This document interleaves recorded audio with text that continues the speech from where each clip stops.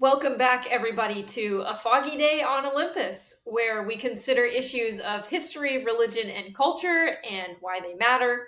My name is Coel Campo.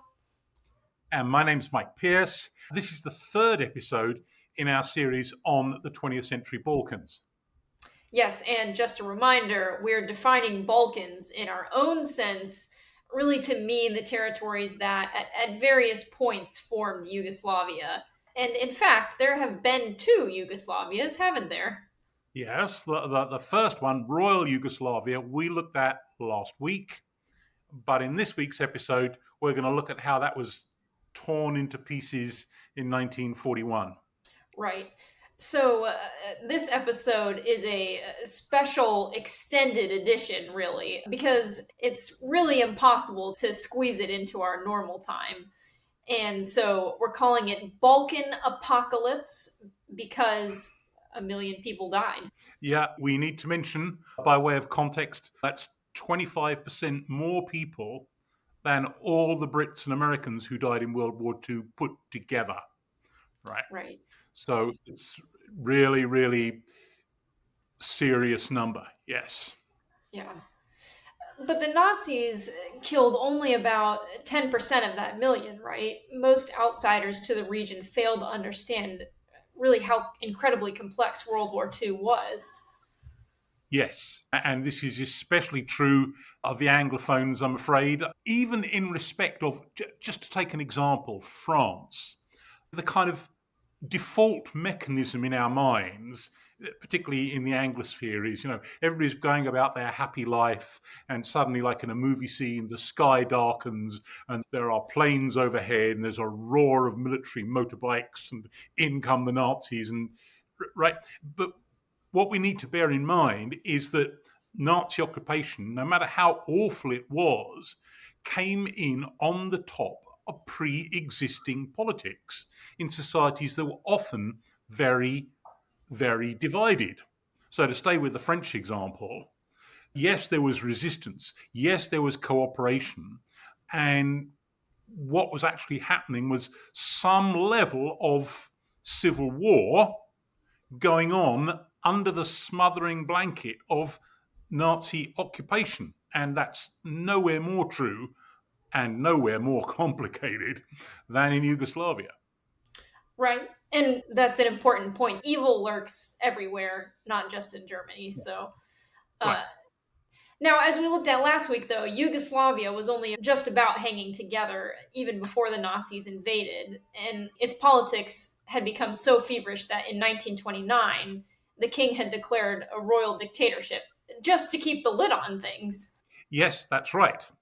And then, of course, he was assassinated in 1934. So his cousin took over because the son was only 11 years old. And so, because it was a royal dictatorship, so he couldn't just be satisfied with being a figurehead. They needed someone who could actually run things. So the cousin, Prince Pavle, took over.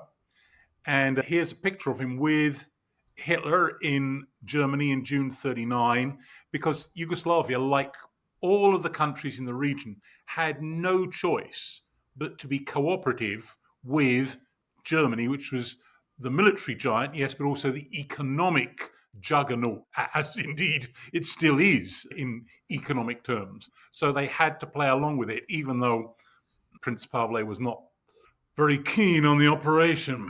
So, German Yugoslav relations were actually okay before 1941, right? Yeah, he was keeping a watchful eye on what was going on. Like I said, he didn't really have much choice but to engage with Germany diplomatically because the economics was so important. Remember, the economies of the whole region have been totally messed up by the dismemberment of the Austro-Hungarian Empire 20 years before. So every country needed to do whatever it needed to do to keep things going. Right. So, why did the Nazis invade Yugoslavia in the first place?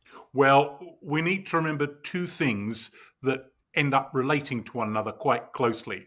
The big one is that Hitler's central war aim was to invade the Soviet Union and create a massive Lebensraum, maybe you remember that term from school, right? Living space for Germany in the East. And he was planning for it. And secondly, he had a militarily incompetent ally, Italy, who constantly caused him to divert German troops to rescue him from disaster. So that brings us to Mussolini's failed attempt to subject Greece. He wanted to create a new Italian empire. Albania was already a client state by the end of the 1930s, and he used bases in Albania to invade Greece in late October 1940.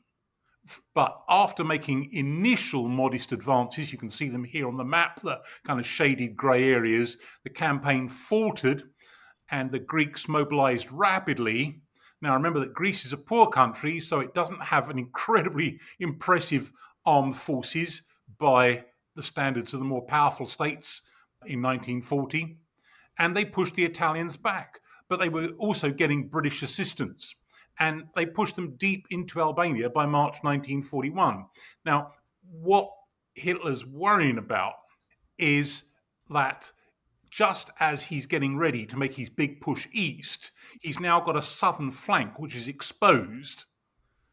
And so he needs to get involved. So he lent very, very heavily on Yugoslavia to allow German forces to come through Yugoslavia to get at the Greeks and British, which Prince Pavle was batting off frantically. But the pressure was coming to sign up to the tripartite pact, the pact between Germany, Italy, and Japan, which very unwillingly he did on March 25th, 1941. But signing the pact created uproar in much of Yugoslavia, particularly in Serbia. I'm guessing Serbs in particular, because of their memories of World War One, they'll have been particularly outraged. Yes. And the worst of the fury was demonstrations in Belgrade, like the one that we see here. And the effect of it was that Prince Pavle and his government are overthrown. And here is the young King Petar II, and he is declared to be of age, and the pact was repudiated. Now, he had become king in 1934 when his father was assassinated in France, but he had only been 11 back then, which is why his uncle had been in charge up until that point. That's right. Well, it was a heroic thing to do, and Churchill, from the distance of England, hailed it as a momentous act. I can't remember his exact phrase now, but it didn't do Yugoslavia any good. Prince Pavle had been quite well aware of the military realities, which was one of the reasons that he had caved to Hitler's demands. His military top brass were telling him that if the Nazis did invade, they could hold out for just a few weeks at the maximum. So he felt he had no choice. Okay, so this coup is kind of heroic, but it's flying in the face of military realities. And just a few days later, the Axis powers invaded. But first off, Belgrade was bombed heavily, killing between 5,000 and 10,000 people. And then the forces move in after that, as we can see in this map here. We're not going to have time to look at why Bulgaria, Romania, and Hungary were all willing to play along with the Nazis, are we? Sadly not. Those are all big stories in themselves. For our purpose today, we simply need to accept that it was so, rather than look into the why and the how and move on. But the Yugoslavs held out for only 10 or 11 days, so even less than their own estimates. Within a couple of days, we've got people like these fairly senior military officers surrendering in southern Serbia on the 8th of April. With the Axis occupation comes a pretty ferocious repression of the civilian population, anybody continuing to resist. This picture is taken in Pančevo, which is a town just on the north side of the Danube facing Belgrade. And there on April 22nd, 18 civilians were hanged, 18 were shot in reprisal for the killing of 2 SS men. And here we have Hitler coming in person to Maribor or Marburg in Slovenia, up in the northwest, on April 23rd, and Slovenia was incorporated actually into the Reich itself. So it becomes part of Greater Germany, which is certainly not true of the rest of Yugoslavia. Right. Maribor, it's in Slovenia, but it actually has a German name also. So one might suspect a significant ethnic German population. Yes, it did. There were a lot of ethnic Germans living in Yugoslavia, particularly, well, nearly all, in the territories that had been part of the Habsburg Empire before World War One. Right. Well, here are German forces getting down to Sarajevo, and they're taking down the 1930 memorial to Gavrilo Princip. This clearly wasn't the memorial I got to visit a decade ago.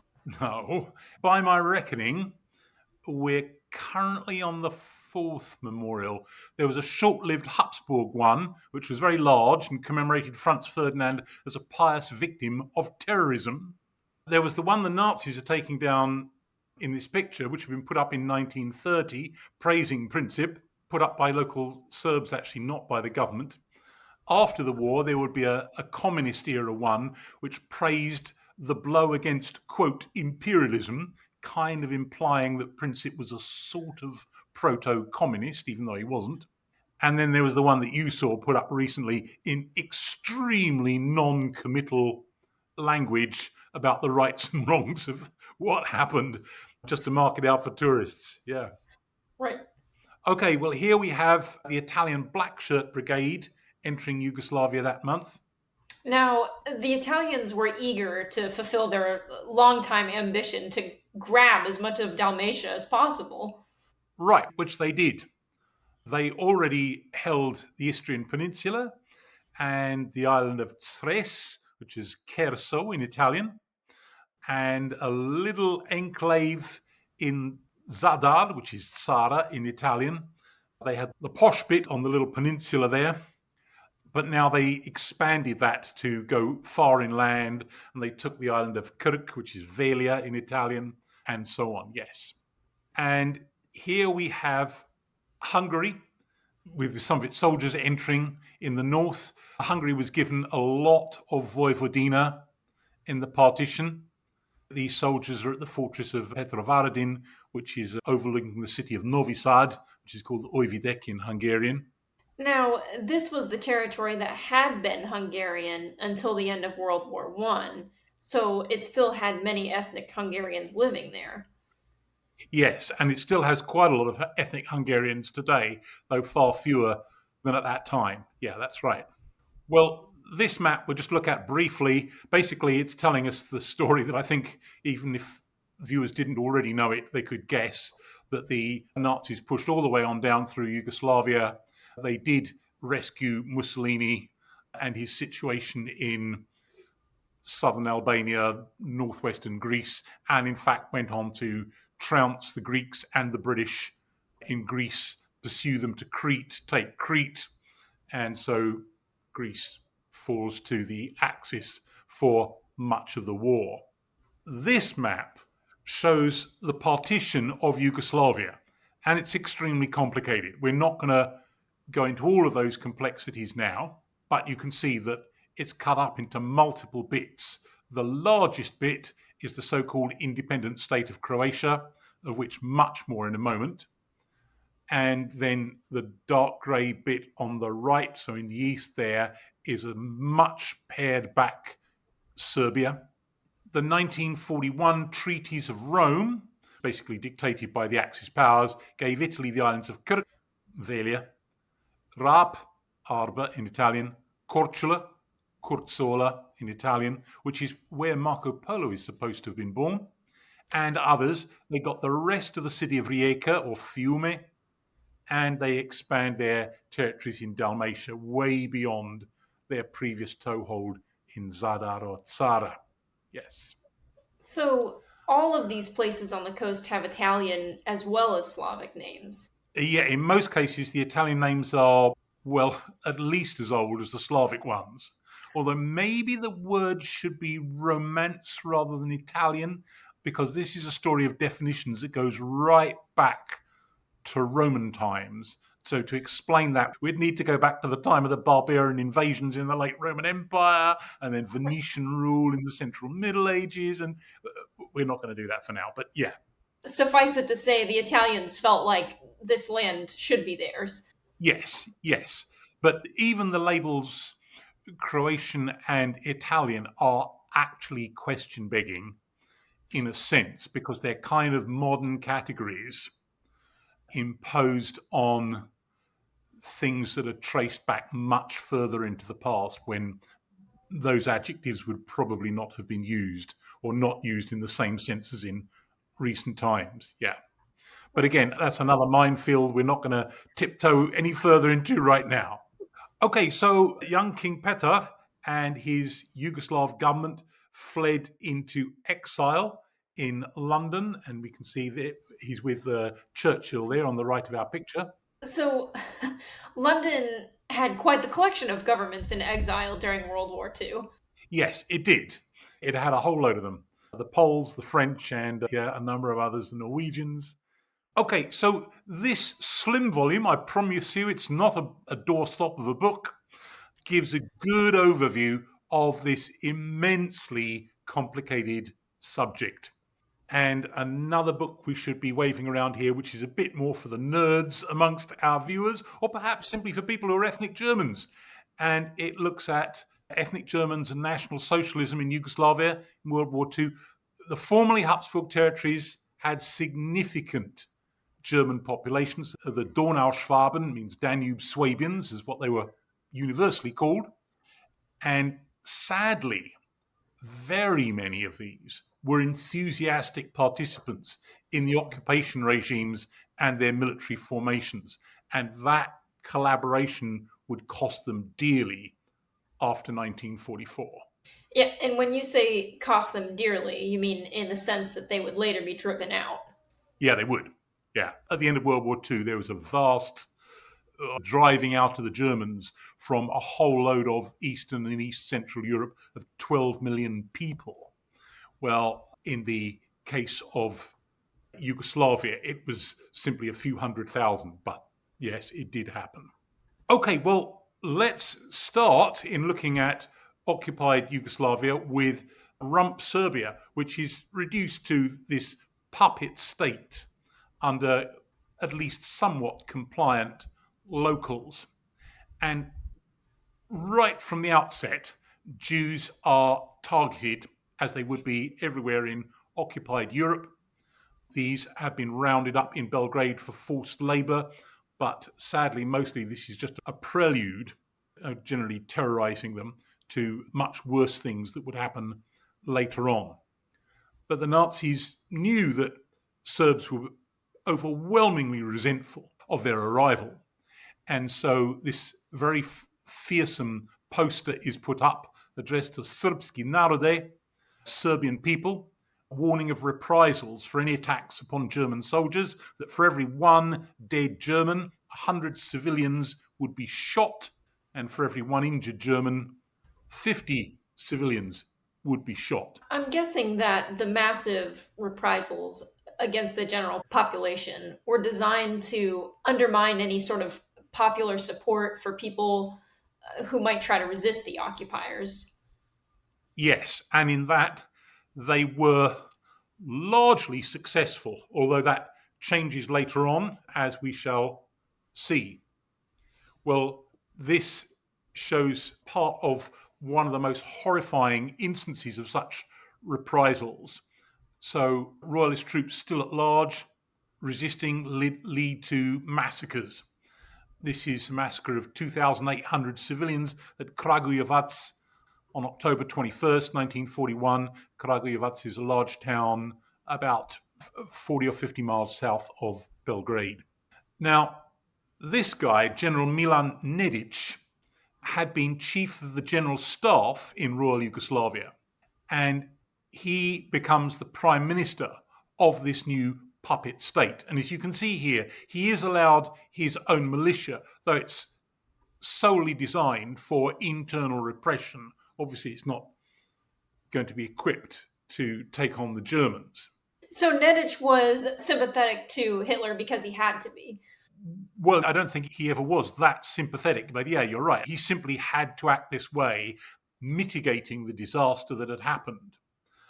But, I mean, he is a right wing authoritarian, if not necessarily a fascist, and is certainly fearful of communism, as so many people were at the time. So I suppose they were able to tell themselves, well, at least we're resisting this as part of the wider conflict. Although, as we shall see, communism would soon become a very significant force in what had been Yugoslavia.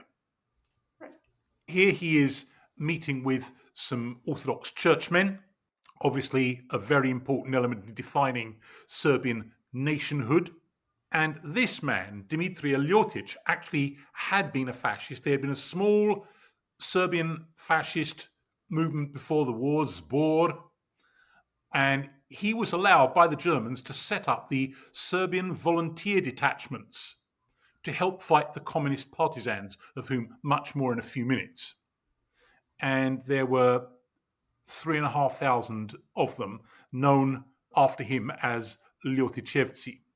And here are some of these SDK with civilians. Here is Nedić speaking at a concert a couple of years after that horrible massacre in Kragujevac. He's speaking at a concert in the same town, so in August 1943. And here is a propaganda poster, pictures with a story. So it looks like our first and second pictures have caricatures of Britain, the US, and then the Soviet Union coming up behind an honest Serbian farmer working in the field. And then the third picture has them telling him to go attack the German soldier far off in the distance. The fourth has them running away while the Serb finds the German soldier is way bigger than he'd looked from a distance. Yeah, the subtext of which is resistance is useless. Yes. Right. And then the last picture has the German turning out to be a jolly green giant who is your friend. Right. So there's not much about this that's correct at all, and the chronology is extremely sketchy. After all, the Germans had arrived, remember, in April 1941. The Soviet Union isn't in the war until June 41, when the Nazis invade the USSR, and the Americans aren't in it until December 41 after Pearl Harbor. So, yeah, we're mixing things up here. Here we've got another propaganda poster for the new regime. So on the curtain there saying Demokratia, and behind it we've got some skeletons with communist red caps on. Democracy is a prelude to communism is the slogan. Right, and this may be fascist propaganda, but ironically, communists probably would have agreed with it. Right. They argued, as they did for long after the war, that true democracy would see the people choosing communism. Yeah, this really illustrates how hard it was for people to resist both of them. I mean, people probably felt compelled to take sides with the lesser evil. Yes, taking sides with the lesser evil. Not a problem that's familiar to us today, of course. Yeah. But way more acute then. Yes, this whole thing kind of sucks the oxygen out of the public space so that there isn't really any room for anything but extreme or crazed answers to anything. And we're, to a less dramatic extent, for the moment at least, entering that kind of realm again now. Yes. Well, here we've got another of these kind of propaganda posters telling us that Bolshevism and Freemasonry are really Jewish puppets. Yeah, and the puppets here are caricatures of Stalin and Churchill. Yes, and the puppet metaphor played well. Disempowered people gravitate to conspiracy theories. Everything is apparently a fake being manipulated by unseen forces. And the ideologue is the one who will tell you what those forces are, or unmask them, in his phrase, and tell you whom to hate. And of course, that's what's going on here. And here we've got another poster. The anti-Masonic exhibition seems to be an exercise in anti-Semitism as well. Stalin and capital are being balanced in the scales. Yeah, so this is more of the same. Yeah, it's the same as the last one. Yeah, everything is being run secretly by the Jews. And so what we need to do is to overturn the tables and, yeah, this kind of thing. And here we've got another one of these posters. And what it's saying, I'll tell you English, that's England. Are the English friends of the small nations? Stalin, Churchill, and Roosevelt, the cripple waiting in blood. Yeah, so it's pretty gross stuff. And here we've got a slightly less poisonous poster. Germany has work for all. Right now, this was actually true, though, wasn't it? Yes, ironically, Nazi Germany, the ultra racist state, was overflowing with foreign workers, keeping industry going. They had immigrants, all right, because so many millions of Germans were forced to serve in the military. And so somebody needed to keep the factories and everything going. And so they were sucking in, well, prisoners of war from the Eastern Front. They didn't do that to the British and Americans whom they captured, but they did to the Soviets, usually working under slave labor conditions, and others who had been gulled into volunteering. So, yes. And here we have another one of these posters. The Liberation Army of the New Europe will soon destroy the terror of Soviet Jews.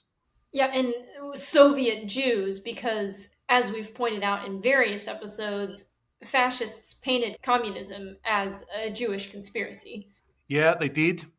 In favor of that argument should be that Jews were way overrepresented in the communist parties of every country, including in Britain and America, for reasons we discussed in our first series, for people who want to scroll all the way back to that, which we'd recommend you do. But that simply played into this kind of fascist discourse, which says, well, the whole thing is just a Jewish conspiracy. Right. Here we've got a picture of a Crveni Krst, which was a Nazi-operated concentration camp in Niš, the main city of southern Serbia. It's fairly small, particularly compared to another camp that we're going to be talking about in a few minutes. But for people who want to pursue some of this stuff, this book is a collection of essays. Now, it's got the usual problem of collections of essays, that they vary A, in quality, and B, in writing style very much. But in favour, it does cover most of the main issues, many of them still very contentious, around Serbia in World War II. Okay, well, now we're going to move on to look at the independent state of Croatia. Yeah, and this is in quotation marks because it clearly wasn't independent at all. Heck, it wasn't even quite Croatia. Lumps of it had been given to Italy, if you remember, and it also included the whole of Bosnia. So, yes. Well, let's come to this man. He's a bit of a hero, really. The Nazi plan had been to create a puppet Croatian state, which they did. And on April the 10th, while they were still busily invading, they offered its leadership to Vlatko Maček. Now, Maček was Stjepan Radic's successor as leader of the Croatian Peasants' Party. Any viewers not sure who Radic was, please have a look at last week's episode. This was an extremely popular party, but Maček was a pacifist and refused. Yet it really makes you wonder why the Nazis would have ever considered putting in charge a person who was really a million miles away from their whole way of behaving. Yes, but they did it because in practice he wouldn't have been in charge. Their regime would have had the kudos of having someone who enjoyed the overwhelming support of Croats as its figurehead, but the price would have been that he'd have been forced to endorse, or at least not interfere with, policies of racial persecution and recruit Croats to fight for the Axis. And so, not too surprisingly, he refused. He was later imprisoned for that. Well, here we've got Germans entering Zagreb on April the 12th. This map shows us in red the area of this proposed state, the NDH, the independent state of Croatia. Yeah. So instead of Maček, the Ustasha, the Croatian fascist terrorist group, is put in charge. Yes, and that means this state is going to be truly horrible and enthusiastically pursuing Nazi policies. Its leader, Ante Pavelic, is here meeting Hitler a couple of months later. And here we have a picture of some Ustaša troops in Zagreb in April. They quickly take charge. Here's Pavelic meeting nuns. And here, Franciscan monks.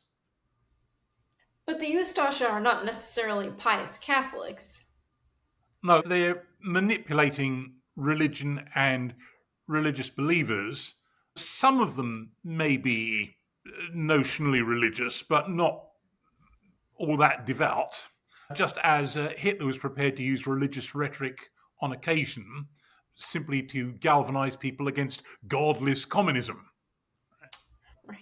But there was a lot of Catholic anti-Semitism, which could be utilized by this regime. So here is something utterly despicable from Archbishop Šarić of Sarajevo, writing an ode, a sort of pseudo-poem, to Pavelic, against the greedy Jews with all their money, who wanted to sell our souls, betray our names, those miserable ones. You, Pavelic, are the rock on which rests homeland and freedom in one. Protect our lives from hell, from Marxism and Bolshevism. Nice. Yeah. And here we have an article in the Katolicki Tjednik, Catholic Weekly, in May 41 by a parish priest, Franjo Kralik. Why are the Jews being persecuted? The descendants of those who hated Jesus, who condemned him to death, who crucified him and immediately persecuted his pupils, are guilty of greater excesses than those of their forefathers. Now, I'll just pause for a moment to think about that. Guilty of crimes greater than crucifying Jesus. Tell us about this. I'm afraid he's going to. Satan helped them invent socialism and communism. There's the trope again of communism being a Jewish conspiracy.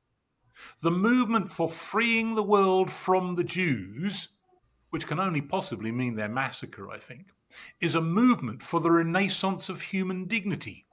The almighty and all-wise God is behind this movement. Yeah, this sounds pretty bad. So we should hasten to say here that this does not mean that all Catholics supported the genocidal policies of the new regime. No, they certainly didn't. But what they did have was support for a separate Croatian state. Right, the large majority of Croats were in favor of that. And there was resentment of 20 years of Serb Orthodox domination and fear of communism. Now, you didn't have to be an extremist to think any of those things. So you've already got 3 stripes in favor of the new regime, whatever your other misgivings.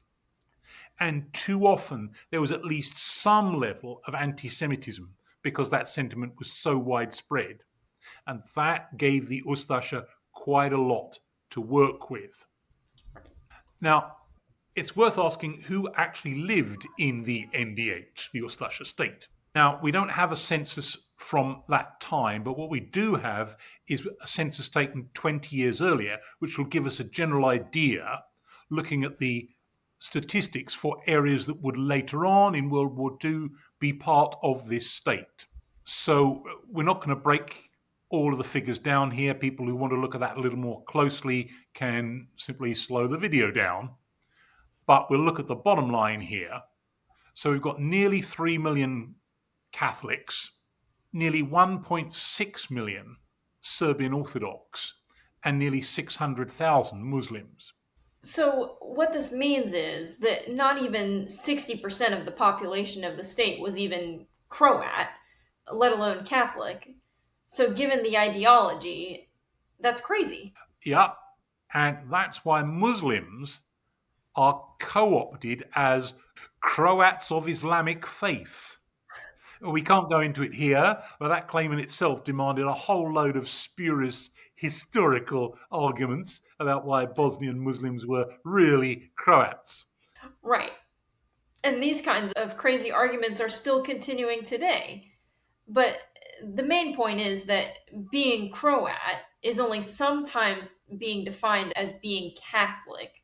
Mostly it's defined as not being Orthodox. Right, conveniently forgetting that until World War One, being Croat meant not being a Hungarian. It seems like being nationalist, like being a communist, means having a very selective memory. It certainly does, which is what makes arguing with, we fortunately don't have too many communists today, but arguing with loads of nationalists today, an incredibly frustrating experience. Right? Right. Yes. Which is Yes. why, I mean, that's why we do this, right? This is why we look So at the this is why we do history. it. Yeah. Yes. Yeah. So here we've got Pavlich in the middle in 1942, surrounded by a couple of guys in peasanty, folksy sort of dress. It's worth bearing in mind the problems that faced the Ustasha regime. So this one's labelled A because there's going to be a B in a moment. We've got a whole list of problems that they need to contend with. Firstly, the regime was dependent on the Nazis and Italians, obviously. Secondly, Mussolini was a half-hearted supporter. He saw the NDH as a barrier to his aim of dominating Dalmatia. He wanted even more than he'd been given. Thirdly, the Ustasha lacked a broad popular base. They had only had at most a few thousand supporters before 1941. Fourthly, almost all Croats were alienated from the regime by its surrender of Rijeka, or what was left of Rijeka, and parts of Dalmatia to Italy. Fifthly, because it included Bosnia, only about 58% of the population was Catholic. And as we've said, Muslims were deemed Croats of the Islamic faith to try and make up the weight there.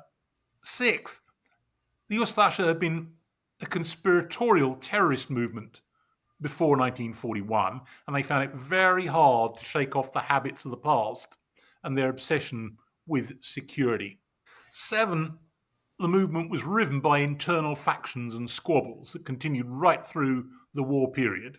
Eight, conservative minded people, whether political conservatives or religious conservatives, were uneasy or even angry about persecution of Serbs, Jews, and Gypsies, which started right away, right?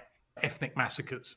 Nine, the Chetnik or Serb royalist forces, which we'll come to in a moment, inflicted counter massacres and inspired fear driven rebellions in all areas where Serbs were numerous. And finally, persecution of left wing intellectuals drove them into the arms of Tito's communist partisans. And the communists also had been a tiny movement before the war. And some of the other factors we mentioned made it possible even for certain kinds of nationalists to support them. And the partisans cultivated that tendency. So this sounds like it was doomed from the start. Well, yeah, it meant that because these problems were so great, they had to fall back constantly upon force. I mean, if we want to wax philosophical here, all societies finally depend upon force to hold themselves together and to keep out foreigners or enemies or something like that from outside. But if things are well regulated and the society is healthy, that force can go far, far, far into the background, or at worst be directed only against external enemies and maybe, terrorist threats or something. But here it has to be right up front all the time. Yeah. Right. Well, let's come now to the famous or notorious motto coined, well, kind of coined by, would you believe, the Minister of Education and Culture, Mile Budak. Kill a third, expel a third, convert a third. The basis for the Ustasha movement, he says, is religion. For minorities such as the Serbs, Jews, and Gypsies, no word about Muslims, we have 3 million bullets. We'll kill a part of the Serbs, others we will deport, and the rest we will force to accept the Roman Catholic religion. Thus, the new Croatia will be rid of all Serbs in its midst in order to be 100% Catholic within 10 years. That's where you get your kill a third, expel a third, convert a third from. Now, When your Minister of Education starts calling for ethnic massacre, you know you're in trouble. Yeah, yeah. Pretty big red flag right up there for anybody with any eyes at all to see.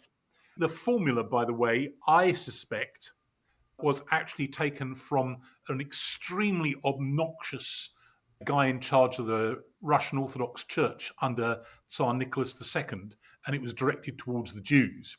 And I think that, well, it's starting to look like the Minister of Education had actually read something in his life and must have picked up the formula from him.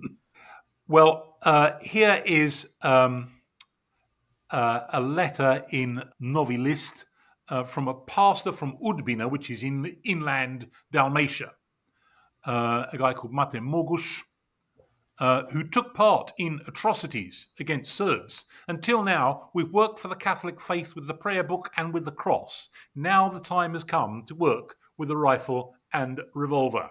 Boy, is this a society in trouble. And here's an Ustasha government minister calling for ethnic purity and doing what all these kinds of ideologues of all stripes do, and that is simply distort the past to make your case. So he says this state, this our homeland, must be Croat and nothing else. These events of centuries, and especially of the past 20 years, show all compromise is impossible. This must be the land of the Croats and no one else. And there are no methods that we Ustashe will not use to make this land truly Croatian and cleanse it of the Serbs who have endangered us for centuries. So that's the historical distortion right there, is that the Serbs have been at odds with the Croats for centuries. Right, yeah. The especially of the past 20 years is a concession to reality. It's meant to give moral cover to the indefensible events of centuries. But it's one more example of what was happening in some countries. On the one hand, a maximalist definition of your ethnicity's borders, and on the other, an insistence that no one but our group be allowed to live there. Well, when you've got incredibly mixed populations, guess what's going to happen? Ethnic massacre, forcible assimilation, expulsion, kill a third, expel a third, convert a third. Here we've got a description, or an account at any rate, by Tim Judah, who is a current journalist, and his book, The Serbs, History, Myth, and the Destruction of Yugoslavia, was written, as the title suggests, during the 1990s. So it's a very, when I say lightweight, I'm saying that as a compliment, not an insult, lightweight account of the history of Serbia and the Serbs, written at a kind of journalistic level. And he describes the forced conversions that happened during the Ustasha regime. While he says some Catholic priests naturally welcomed the chance to convert the Serbs, many honest ones also saw it as a way of saving lives. In his memoirs, Maček, that's Vlatko Maček, the Croatian Peasants' Party leader, recalls a priest from Sarajevo who had told Serbs, children, you see that your mother, the Orthodox Church, is in grave distress and she cannot take care of you. Come to your aunt, the Catholic Church, and when your mother recovers, you will return to her. What a great guy. Right, this is a nudge and a wink. You don't want to do this. I know you don't want to do this. I don't really want to do this either. But let's keep you guys alive. We'll do this for now. And later on, something hopefully will change and you can go back. The exact number who converted is unknown, but is believed to be between 200,000 and 300,000. Those who had converted incurred the wrath of those who wanted to maintain their purity. So Serbs getting mad at one another. And here we've got a few pictures of these scenes. So here we are, convert a third. Forcible conversions at Dubica in northern Bosnia, and similar scene at Glina in Croatia. Now, Glina had been the site of one of the earliest horrible massacres of ethnic Serbs. So it's perhaps not surprising that surviving Serbs decided that they ought to at least appear to convert to Catholicism to keep themselves alive. And here we have another scene of the same sort at Mikljuš kod Kutina in 1941. Expel a third. So these are Croatian Serbs expelled into Serbia during that summer. About 300,000 were driven out altogether. But I mean, as we saw, there's 1.6 million Serbs living on the territory of the NDH. So that's not even 20% of them. But then there was the alternative, kill a third. This is the entrance to Jasenovac. Now, there were loads of concentration camps across the region, but the Jasenovac network was by far the biggest. I mean, it was like the Croatian Auschwitz. Yeah, it was vast and it was absolutely appalling. We're not going to go into details here except to mention that the methods of killing were very brutal and horrified even the Nazis. Right. And here we have the commandant, sadistic Ljubomir Miloš, and he was personally supervising Vlatko Maček. Here's that man again. He, remember, had been offered the leadership of the state and had said no. And he was imprisoned in Jasenovac from October 41 to March 42, but in very different conditions to the way that most of the inmates had to live. He was then remarkably released into mere house arrest. And Maček observed that Miloš prayed often and asked him if he feared God's punishment for the atrocities that he committed. And Miloš replied, "Say nothing to me. I know I will burn in hell for what I have done and for what I will do, but I will burn for Croatia." What kind of a sick mentality is that? Right. It's shocking that he, fully aware of what he's doing and seems like made his peace with it. Right. One suspects that internally he's some kind of tortured soul at the religious level, but that's no consolation at all. The fact is that he's doing all of these utterly despicable things day in, day out. Yes. Well, we've got a picture here of Ustasha taking people to Jasenovac, and here are a couple of Ustashinke, female Ustasha. On the left, Nada Shakic, who would later be the wife of the commandant. And on the right, Maya Bujdon, who was commandant of the Jasenovac women's camp. And here we have an NDH poster simply called Jews, depicting their destructive work in Croatia before April 41 and the solution to the Jewish question in the NDH. The irony of the location, it's on Strossmayer Square. Well, if you know who Strossmayer was, you realise that he would have been absolutely living, right? A completely different sort of a man. Yeah. Okay, people who want to read up on this is the book to get, The Holocaust in Croatia, by father and son, Slavko and Ivo Goldstein. They're eminent historians. They produced this definitive account in which 78% of Jews were murdered. Now, their surnames suggest that these guys are themselves Jewish. Yeah, they are. And Slavko, I think, sadly, is no longer with us. Ivo, I think I'm right in saying, is still a professor of history in the university in Zagreb. Yeah. Staying with book recommendations, in Bosnia, supposedly part of the independent Croatia, communal tensions and the politics were even more complex. And Emily Grable's book gives an account of life in Sarajevo during these years. Okay, well, we've already referred to Chetniks, so we need to talk about those now and what they were, led by one Draža Mihailovic. And here he is.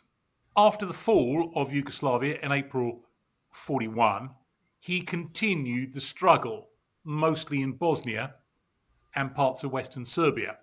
Theoretically, this was still the army of Royal Yugoslavia, but in practice, his Chetniks were Serb nationalists. Now, he was simply the most senior commander in the Royal Yugoslav Army to avoid being captured. Yeah, he was. So officially, his position was continuing commander of the army. But like I say, in practice, they were really a Serb nationalist militia. And here we've got a picture of some of these Chetniks. The savage reprisals for resisting the Germans persuaded royalist troops still at large to stop attacking them, because for every German you kill, they're going to kill 100 civilians. Right. After the communist partisans emerged, and yes, we're going to get to those in a moment, Chetniks could even be persuaded to cooperate with the occupiers. And this picture shows Germans and Chetniks working together in 1942. Okay, so this is where it's starting to get really complicated. We should probably spell out why the Chetniks were prepared to cooperate with the occupiers. Right, well, the Chetniks are still hoping that the Allies will win the war, and that what they'll have is Royal Yugoslavia, Serb-dominated Royal Yugoslavia, back again. But the existence of the communist partisans threatens that, because if the Axis lose the war and all that ends up with is a communist-dominated Yugoslavia, then what they're fighting for is gone. So as an arrangement of convenience, they're prepared to gang up with the Axis forces to put down the communists. That's what's going on. So this is really like political infighting on a broad scale. Yes. And this kind of complication, not quite as vicious and not quite as complicated, existed in a number of other countries occupied by the Axis as well, particularly where the strongest or the biggest part of the resistance was communist. Then you could persuade quite a lot of people to cooperate with the Axis. Yeah. Well, before we get to those partisans, let's just look now at what was happening down south, because Bulgaria was given what had been Yugoslav Macedonia, or Vardar Macedonia. Bulgaria was part of the Axis during the war. And this map shows that most of formerly Yugoslav and Greek Macedonia was incorporated into the Bulgarian kingdom. And here is Bulgarian Tsar Boris being welcomed in Skopje in 1942. Now, Yugoslav Macedonia had been very repressive during the interwar years. So, was this support for Bulgarian occupation general among the population? Not general. There will have been some. There was very widespread resentment at the way they had been treated by the government in Belgrade. I mean, even while the kingdom had been notionally democratic in the 1920s, there was severe repression and forcible assimilation going on in Yugoslav Macedonia. And that only got worse in the 1930s. So there was resentment at that. Did that then translate into welcoming the Bulgarians? No, not necessarily. Well, here we've got a sign, entry for Jews forbidden, in Bulgarian annexed Macedonia. Bulgarians will tell you that uniquely amongst the Axis countries, they did not massacre their own Jews during World War II. Okay, but in Bulgarian occupied Macedonia, they did. The survival rate amongst Jews there was even lower than in Yugoslavia as a whole. This picture shows a train in front of a tobacco factory in March 43. Bulgarian police made mass arrests across the country, and more than 7,000 Jews are kept in the tobacco factory there. The freight train is waiting to take them to Treblinka, where they will all be killed. And here's a photo from inside that factory. These Sephardic Jews awaiting deportation to Treblinka. Now, Sephardic meaning that they spoke Ladino, not Yiddish. Yes, these are people from that whole region down to and including Thessaloniki, whose ancestors had come there from Spain in the late 15th and early 16th centuries. And so these people are speaking a form of late medieval Spanish or Catalan. Yeah. Okay, time to get on to Tito and the Partisans at last. And here he is, Josip Broz. Tito was his nom de guerre, if you like. So the Communist Party had been outlawed in Yugoslavia in 1921, and in 1924 it had got fewer than 700 members, and it was also subject to factional splits, as communist and fascist groups have tended to be down the years. And Tito becomes its de facto leader from 1937, officially from 1939. And in June 1941, he set up the partisan resistance. Now, most Yugoslav communist leaders who had been in exile in the USSR before the war ended up being killed in Stalin's purges. So, how did Tito avoid the same fate? Well, he had been afraid that would happen to him. He generally kept his visits to the USSR very short, got in, did what he had to do, and got straight out again, because loads of his comrades were being killed by Comrade Stalin. Yes. Hmm. Well, once the partisans got going, their numbers really built up. In the summer of 1941, there were about 7,000 of them. By late 41, they were up to 81,000 already. And you can see how their numbers built up until by the end of the war, there were not too far short of 1 million of them. But by that time, it was quite clear who was going to be in charge after World War II. So it kind of made sense to sign up, really. Yes. Right. Yes. Here is Tito with partisans in Bosanski Petrovac in northwestern Bosnia in the summer of 42. The Ustaša were not properly in control of very large parts of their state. And so various remoter areas or wooded areas were relatively safe for Chetniks on the one hand and the partisans on the other to hang out. And so that meant Bosnia for a number of them. And here he is at the Avnoj Assembly. AVNOJ is the acronym for Anti-Fascist Military People's Organization of Yugoslavia. And its slogan, we can see it above the platform there, Smrt fascismu, sloboda narodu, death to fascism, freedom to the people.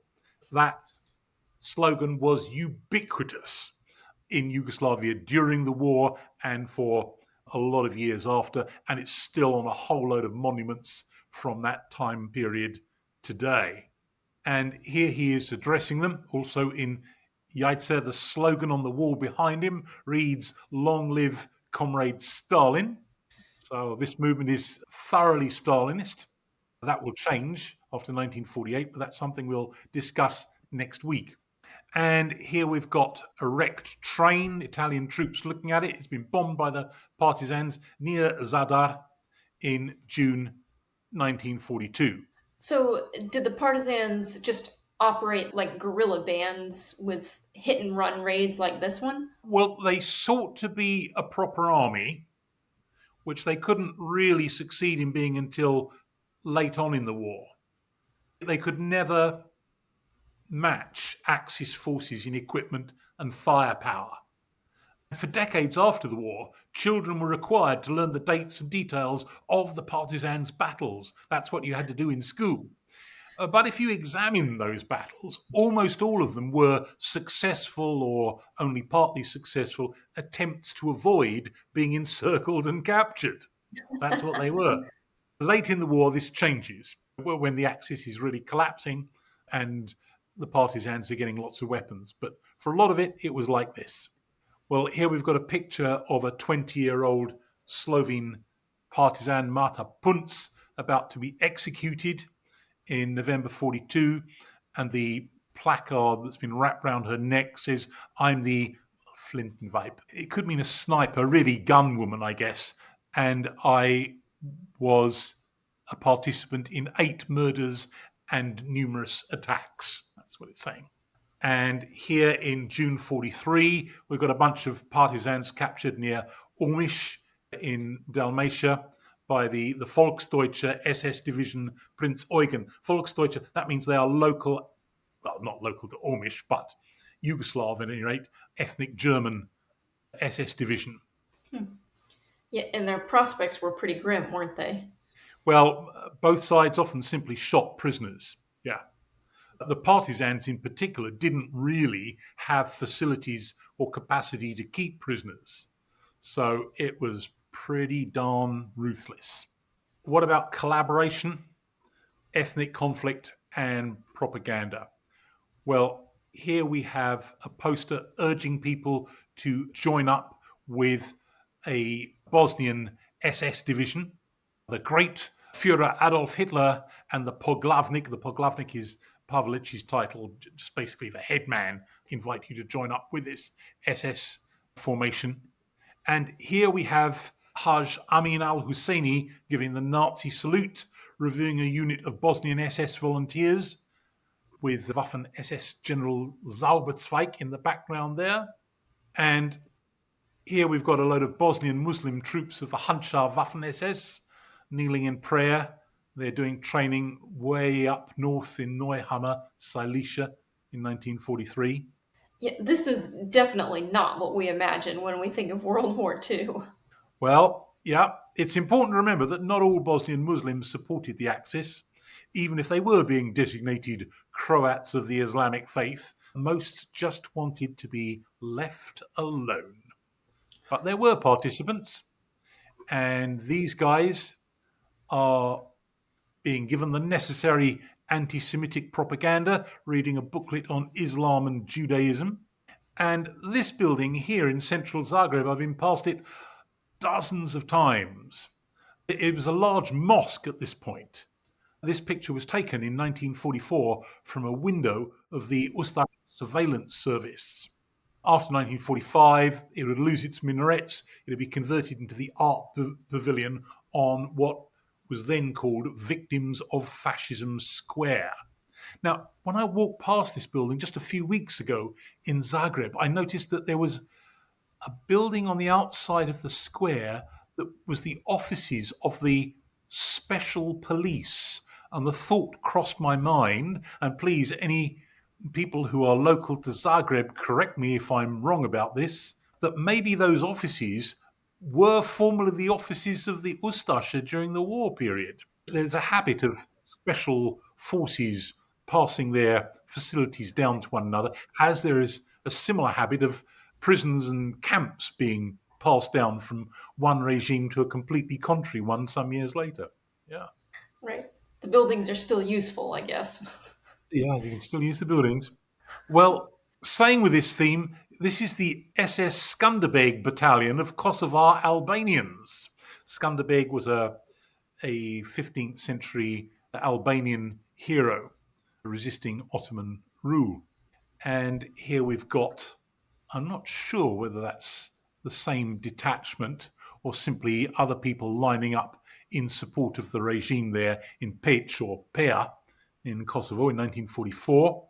Moving a few hundred miles away, this is an Ustasha youth parade in Gospić in 1942. Now, Gospić is the main town in a famously poor rural area, and it has a mixed population of Croats and Serbs. So it was really ripe for becoming a battleground. Yes, and it would experience a whole load more ethnic killing in the 1990s again, which we'll look at in our final episode. I've been through the region, and boy, is it a sad little place with abandoned villages and stuff like this. Yeah. So it's not too surprising that in this next picture here, we've got female Chetniks in Lika. Lika is the district of which Gospić is the main town. So we've got Serb girls getting ready to shoot at Croatian girls by the looks of it. Sad stuff. Okay, up in Slovenia, we have Partisans issuing this poster. Nation, Matija Gubec is calling from the dark ancient time. Do not miss the hour. So they're appealing to the memory of a 16th century peasant leader who led a peasant rising in the 1570s and was put to death in an absolutely despicable fashion in Zagreb. So again, appealing to historical precedents for what they're wanting to do. Meanwhile, and staying with Slovenia, we've got Slovene collaborationists pointing to the atheism of the communists. Your faith is in danger.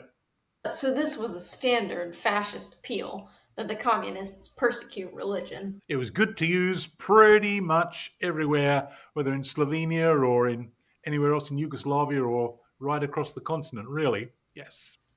Right.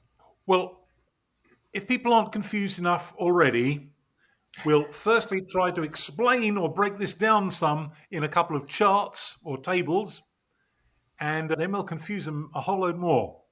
So, these are the forces in Yugoslavia during 1941 to 45. So you've got German forces whose aim was occupation, and they operated throughout Yugoslavia except until 1943, the Italian occupied coastal zones. That was when Italy surrendered.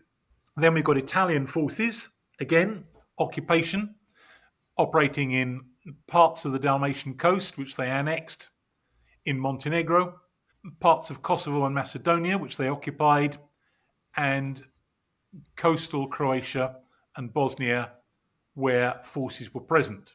We have Draža Mihailovic's Chetniks, Serb nationalists and royalists, and they were operating mostly in western and southern Serbia and eastern and southern Bosnia. We have Milan Nedic and the Serb militia led by his sidekick Dimitrije Ljotic. So they're Serbian fascists operating a government that is a puppet of the Nazis, operating within the pre-1912 borders of Serbia. We have Ante Pavelic and the Ustasha, Croatian fascist government, which is massacring Serbs, Jews, and Gypsies, and operating within the NDH, Croatia and Bosnia. We have Tito's Partisans, who are communist and pan-Yugoslav. Their principal selling point is that they're trying to put an end to ethnic massacre and killing people on the basis of politics instead. So they are operating right across Yugoslavia, but centered in Bosnia for most of the war. And then we have locally recruited SS forces like the Hunchar and Skanderbeg, Bosnian and Albanian Nazis cooperating with Germans in massacring Serbs and fighting partisans. And they're operating in Bosnia and Kosovo from 1943. So that's quite the mixture there. But let's mix it up some more here. This is taken from Tim Judah's book again, in which he gives a long quotation from a Bosnian Serb and his memories of the war. In 1941, the Muslims from the neighboring village had a militia, and they came up to our village wearing Ustasha symbols. They arrested, took away, and killed 13 people. Then we were called to Zvornik to be mobilized into the Ustasha army, which sounds unlikely because they're Serbs, right? And we had to swear an oath of loyalty to Ante Pavelic, the Poglavnik, the Ustasha's head guy. And after this, they said they had no uniforms for us and to go home and wait until we were called. So it looks like they were just being generally eyeballed and scarified, right? The Muslims then came and tried to catch people, so we escaped to Majevica, which was free Chetnik territory, where Mihailovic's lot were operating. The Muslims had to leave that area, which sounds like a gentle way of saying we chased the Muslims out of there, just like we've been chased out of our homes. In 1942, the Chetniks and the Ustasha made an agreement to fight against the partisans. So the Muslims came back, because we're not fighting against them now, we're just fighting the communists. I could not go back to my village, though, because then I would have had to join the Ustasha. Until 1944, I fought the partisans, but then I joined them. There were 48 of us who joined at the same time. We were in Serbia at that point, and the partisans surrounded us and called on us to surrender. It was obvious by then that the Chetniks would lose the war and that there was no future for them. That's a very interesting turn of phrase, that the Chetniks would lose the war. So for these people, they're simply concerned with all the fighting that's going on in their region, right? The wider conflict that most viewers here will be much more familiar with. It wasn't invisible to him, but it wasn't his focus. So, as partisans now, we crossed back to Bosnia to fight the Chetniks. There were no more Ustasha in our area then because the Ustasha were in a state of collapse. They were controlling little more than Zagreb and the area around it. At this point, many Muslims joined us too. They'd been part of the Green cadres, whom we haven't mentioned here, who had just been protecting their villages. So everybody is ducking and weaving and simply trying to stay alive as the Right. war works its course out. Yeah, I suspect a number of our viewers may need to listen to that section twice. Oh, at least twice, I should think. But even if you don't, even if you just remain confused, you've still gained something. You at least understand what a total jigsaw puzzle this all was, and one in which not participating at some level was hardly an option. Right. I mean, this guy doesn't sound like he's a person of strong political convictions, right? He's just trying to stay alive. Yeah. Okay, well, the tide then turns in the war, as we know, and the Axis starts to collapse. After Italy withdrew from the war in 1943, the Partisans took over Split, the big city on the coast, but then, shortly after, the Germans recaptured it from them. Now, when the Italians dropped out of the war, the partisans picked up a large windfall of Italian weapons. Yes, they did, but they weren't able to hang on to Split, and here the Germans entering Split in the fall of 1943. I mean, I think this is hilarious. You got these German troops coming in here, and behind them, in big letters on the wall, there's this graffiti: "Death to fascism, freedom to the people." Right, so one of their first jobs is going to be to paint over all that stuff. Well, here's a map of how things looked after Italy had withdrawn from the war. So the NDH now takes control, notionally at least, of all the areas that had been under the Italians in Dalmatia. Right, now let's come to this fellow, Fitzroy MacLean. What a hero. Yeah, this guy is often considered to be the inspiration for Ian Fleming's character of James Bond, right?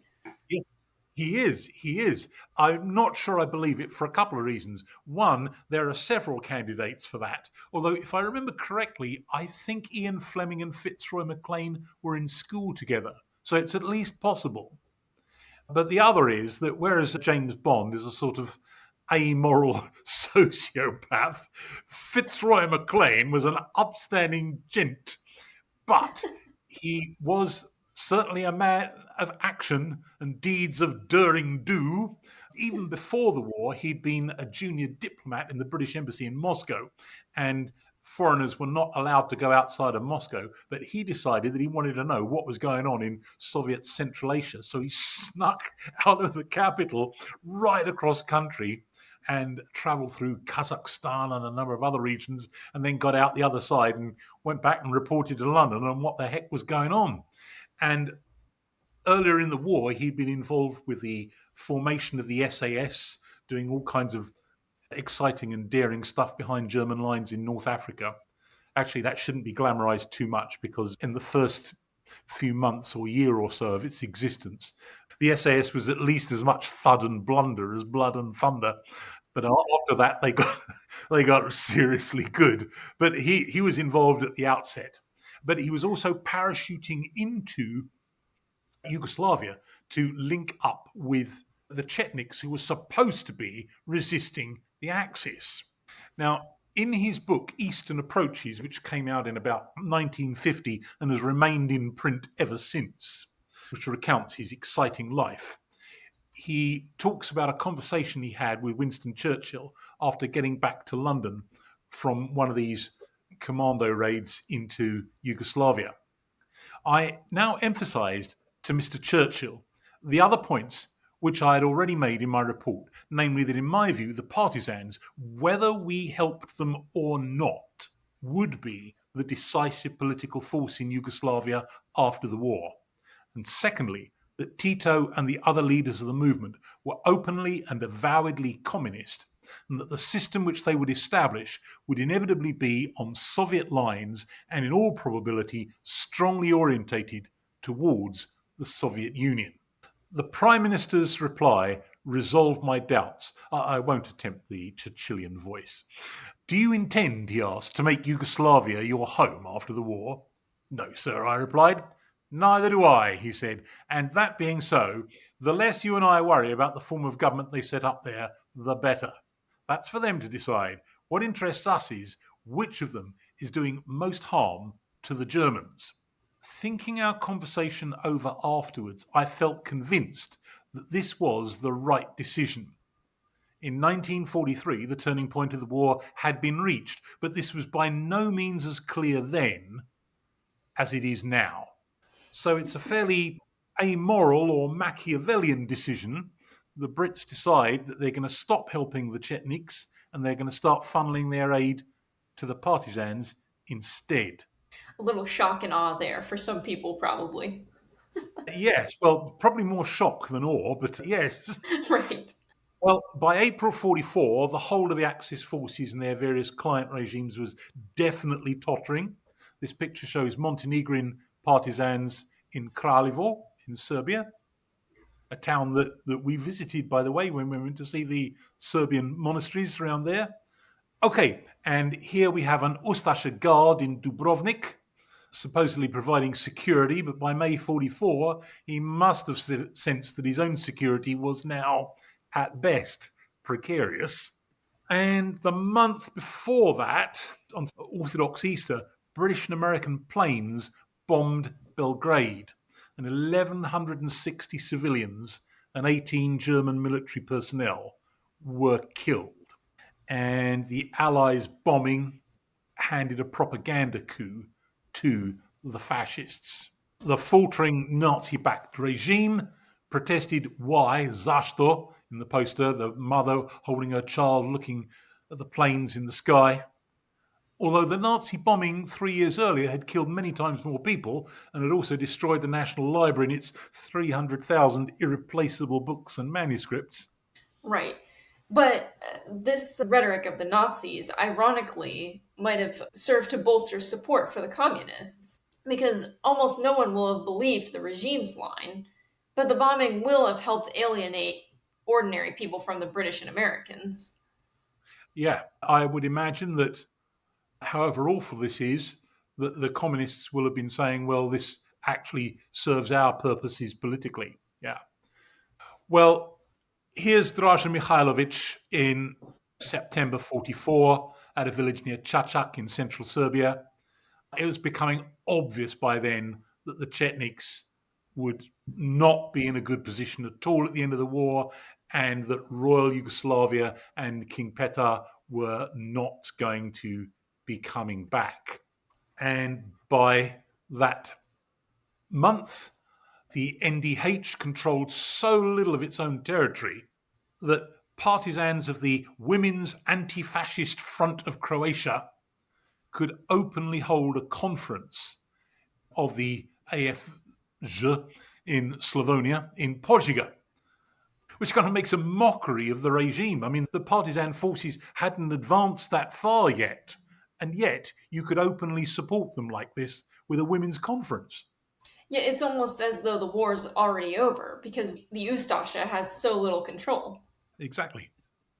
Well, the Soviet Red Army assisted in the capture of Belgrade, and that was its main operation inside Yugoslavia. This shows Soviets fighting in the southeastern suburbs, and here we've got a Soviet officer and a very young Red Army scout in Starčevo the following month, and Serbian partisans who took part in the Belgrade offensive. Basically, that was a joint Red Army and Yugoslav partisan operation to take Belgrade. The myth that Yugoslavia was the only Axis-occupied country to liberate itself isn't quite true. It's not completely true.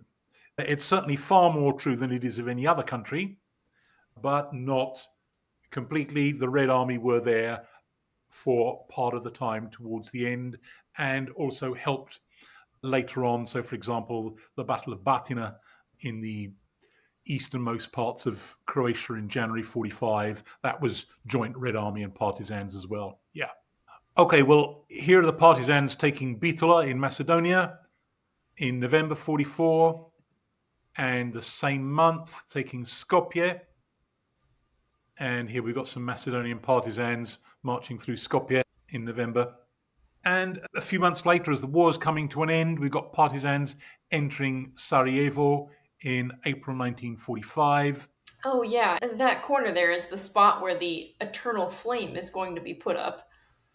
Yes, which is still burning. I say still burning. I'm almost certain, though if someone knows different, I'm sure they'll correct us in the comments, that it must have gone out at some point during the siege of Sarajevo in the 1990s. But yeah, the eternal flame in commemoration of the partisans' victory. And there's a huge monument there now to all of the people who were killed by the Nazis. Okay, and here we've got a drummer and a banner announcing the liberation of Osijek and the advance of the JNA, as it now is, the Yugoslav National Army, the partisans, towards Donji Miholjac, again in April 1945. And the same month, the Ustasha swiftly killed their remaining prisoners at Jasenovac and destroyed the camp in a hopeless attempt to remove evidence, which is pretty pathetic, really, because there was way, way too much evidence. And since the Jasenovac camp itself was destroyed, the post-war regime would establish in the 1960s a memorial centre on the site in 1968. But this 1966 monument is put up there, designed by Bogdan Bogdanovic. How much and what kind of an impression did that memorial centre leave on you when you went there? Yeah, that was one of the more unfortunate places that you took us and the rest of the Yes. class on our journey across the Balkans. But likewise, I mean, it probably left one of the longest lasting impressions of the whole trip. I mean, there are things that I saw there that still haunt my brain, today. Just the torture that people went through. I mean, the most significant thing I remember is just a little hole in the ground that a sign was telling us that this was all the space that people had to live in. They were smushed into these holes in the ground, basically, and it gives me a shudder every time I think about it. And it's amazing you don't understand the full scope of what humanity is capable of until you see something like that. Right. Yes. So it's basically an ugly communist era concrete building with exhibitions of things left over from the camp, film clips, and so on, and pictures, stuff commemorating people, and so on. And then some hundreds of yards away, that equally ugly, in my humble opinion, memorial. All of the monuments that the communists put up, it seems to me, are horribly ugly, but maybe in this case it's actually appropriate given the Right. awfulness of what is being commemorated there. Yeah. So, because of course this was included on a number of these trips, you just went there the once. I've been there, I don't know, maybe 10 or 11 times now. And the people there were very nice, a little odd, but I think if I worked in a place like that, I would become odd because you're going and working in that every day and Yeah. showing people around. But they'd done a lot of good work in cataloguing stuff. We'll refer to this in a moment in terms of like who were the victims there. But they gave me for free a whole load of volumes that they had produced. I was too embarrassed to decline. I've only dipped into them lightly. This is not how I want to spend my time reading this particular kind of stuff. But I would imagine that maybe if somebody coming to my house saw that I got about 5 or 6 books on Jasenovac, they'd wonder if I had an unhealthy interest. No, I don't. It's just that it's been given to me. Yeah. Right. Well, the Ustasha are being chased out of everything that they hold. So here they are leaving Zagreb in April 1945, and crowds turn out in Trpana Jelicica to celebrate their departure on May the 8th. And here's another vast crowd of this kind. And I think, people were just sick of the war. They were sick of the regime.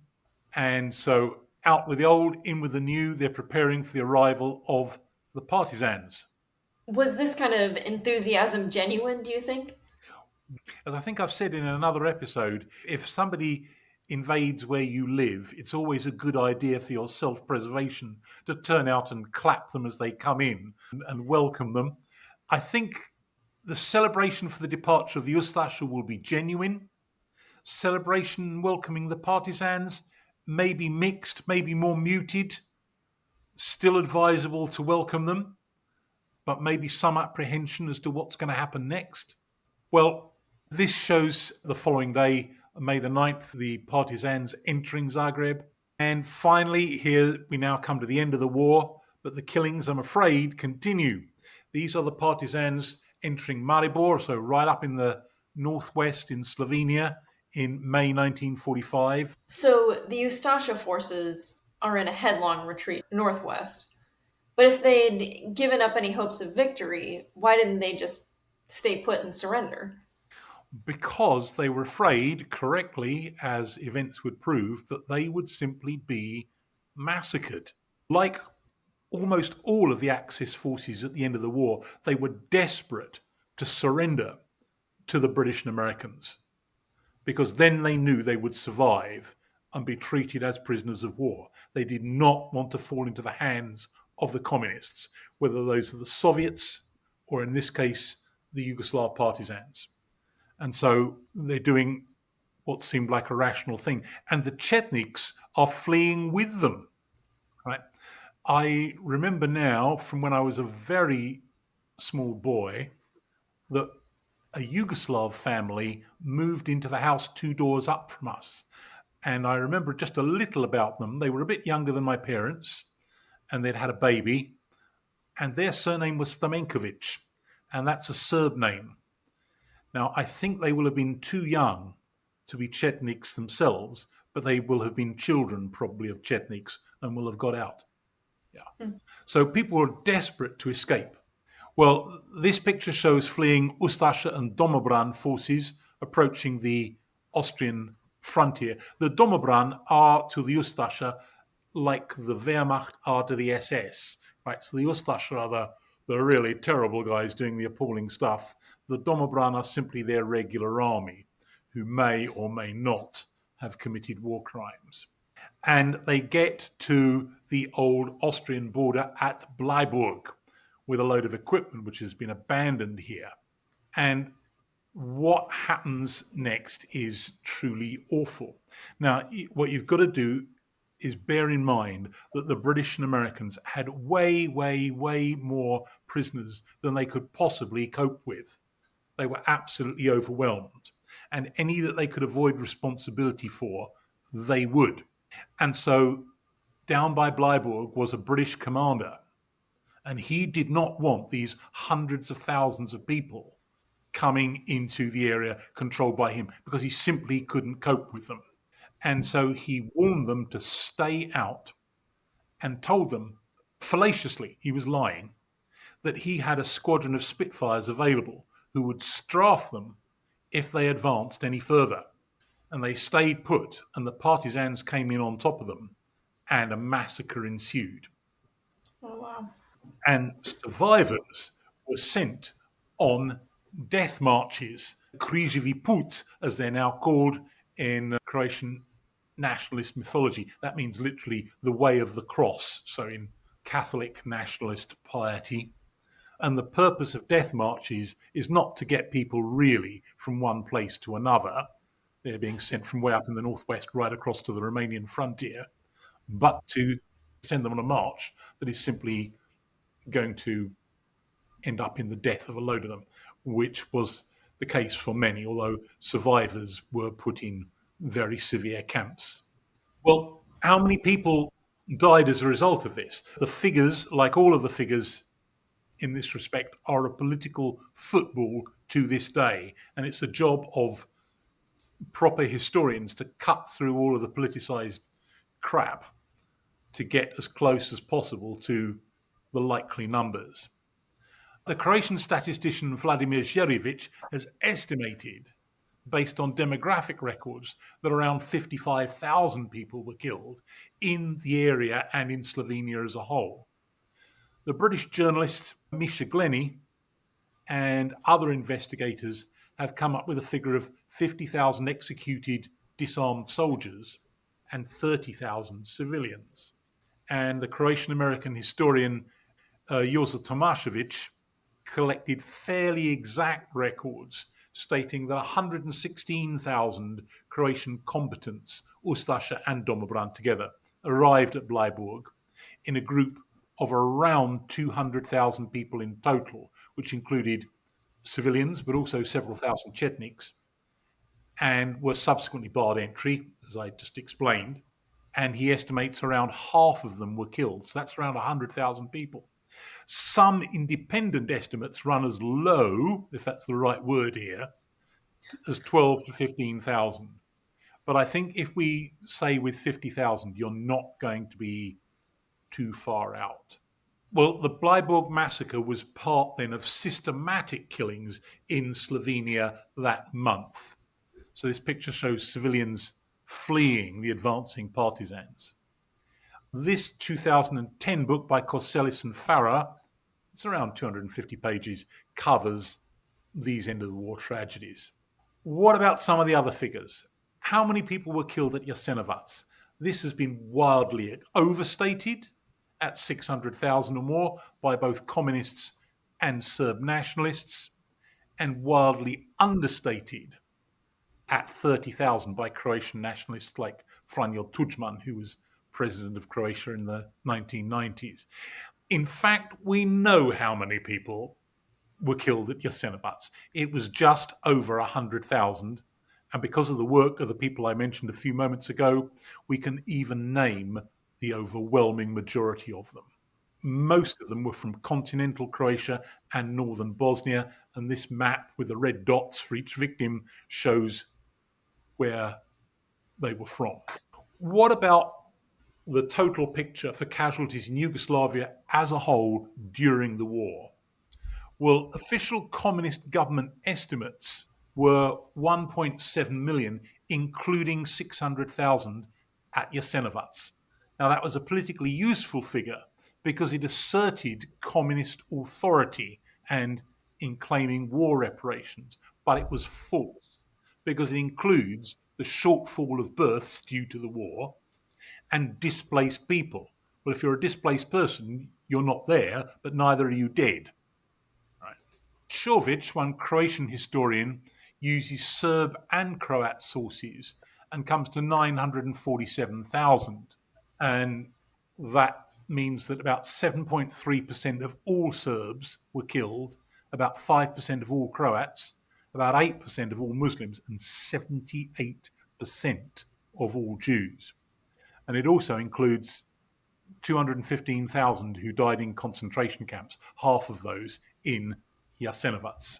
So the number of victims becomes a battleground for later conflicts because some people have an interest in like driving the numbers up, whereas others in driving them back down. Right. Well, the communists wanted to drive the numbers up to show how awful the situation was that they had rescued everybody from, because they are a non-ethnic group, right? Think of Karl Marx. Again, working people of all nations unite. Never mind your nationality. What matters is that you're working people, right? So we're emphasizing our moral authority in that sense by overstating the number of victims. But Serb nationalists have the same interest by overstating the degree of their victimhood, which goodness knows was bad enough. Again, to claim moral clout and perhaps to justify them for whatever they might do in the future. Whereas Croatian nationalists, like Tudjman, have an interest in scaling the numbers right down. Right, to say, well, yes, it was bad, but it wasn't that bad. But in fact, we have a pretty good idea of the actual numbers. So the likely truth about casualties is in this chart here, and we're not going to go through the granular numbers now because this episode is already way too long, but we can have a look at the bottom row at least. Around 530,000 Serbs killed, nearly 200,000 Croats, around 100,000 Muslims. So on the upside of 1 million people. And this map here at the end can show us where most of those were from. So the worst of the killing happened in inland Dalmatia, northwest Bosnia, and the adjacent areas to it in Croatia, and pretty bad also in eastern Slavonia and Vojvodina. So the post-war future is going to be a recreated Yugoslavia under Tito's communists, which is itself is the subject of hot debates, and which we're going to be considering in next week's episode. Right. So, yeah, please do rejoin us for that. We're going to be taking up how all this horrible, horrible mess has to be cleared up and a new state, a second Yugoslavia, a completely different one, created in the aftermath of this appalling conflict. Right.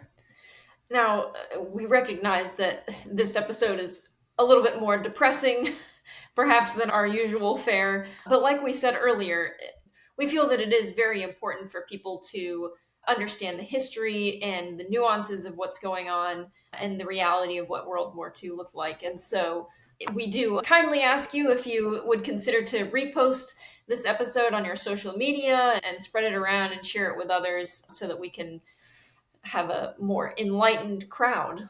Yes, please do that. Please do repost it to whichever social media you use. And we'll look forward to seeing you again next week, everybody. Thank you for staying with us. Bye bye now. Bye, everyone.